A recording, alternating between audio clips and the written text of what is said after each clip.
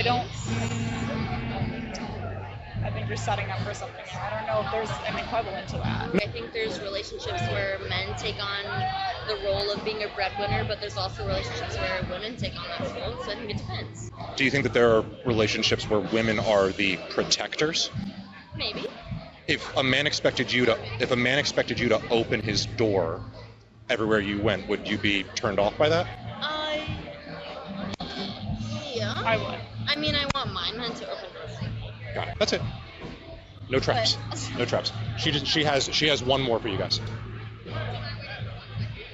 She apparently didn't like where her logical brain was taking her. Anyone who thinks that setting a boundary the moment you meet somebody and they're just going to be like, oh, okay, no way.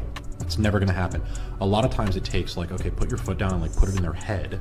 And by the way, as a man who has dated women, a lot of times when you do that, the first reaction is highly emotional, highly defensive, right? Because essentially when you set a boundary, what are you telling someone?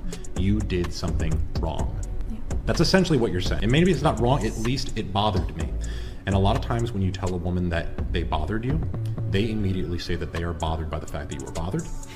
And their feelings that are hurt are now more important than your feelings that are hurt. It's really hard sometimes, especially when you feel your point isn't being heard. You're saying if you're not a woman, then you shouldn't have an opinion. Where does a guy get a right to say what a woman is? Women only know what women are.